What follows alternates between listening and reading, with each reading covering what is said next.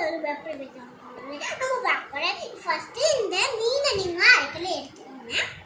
கழுவிட்டு எடுத்துக்கோங்க. நம்மளால எல்லாம் தீச்சிருக்கும் மீனை கற்றுக்கோங்க.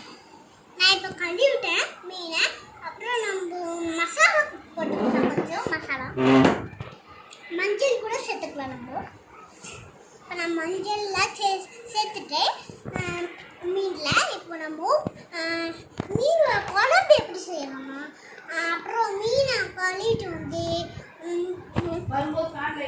நம்ம மீனை கழுவிட்டோம் மஞ்சள் போட்டு பெப்பரை போட்டு நல்லா ஊற வச்சுட்டு இந்த மீனை எடுத்து ஒரு வடசட்டியில் போட்டு மூடி வச்சு அந்த மீனோட சாப்பாடு ரெடி பண்ணிட்டு மீன் அதுக்குள்ளே போட்டு வச்சு வறுத்தா ரொம்ப டேஸ்டியாக இருக்குங்க மீன். இப்போ நான் வறுக்க போகிறேன்.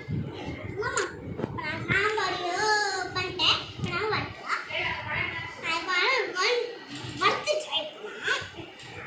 அப்புறம் வறுத்துட்டோடனே நீங்கள் வறுத்து போட்டுக்கோங்க மீனை. இதே வடசட்டி மாதிரி உங்ககிட்ட இருந்துச்சுன்னா நீங்கள் பண்ணி